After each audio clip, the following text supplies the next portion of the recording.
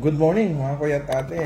Sa lahat ng officers and members ng Mamlaka de Zamboanga Golden Eagles Club under the supervision of our charter president Kuya Doy Hyodini, and of course the vice president Kuya Jamil Isirani Sali.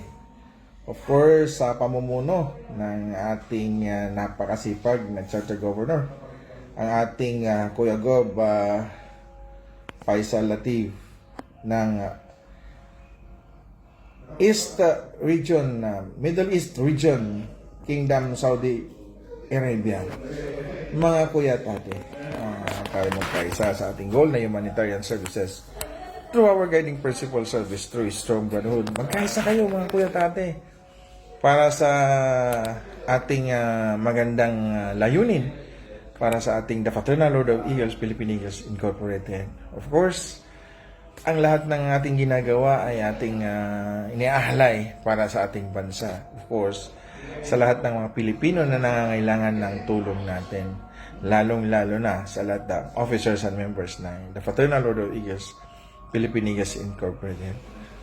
Again, binabati ko kayong lahat, mga kuya at ate. And happy chartering sa inyong lahat at congratulations for your very successful event.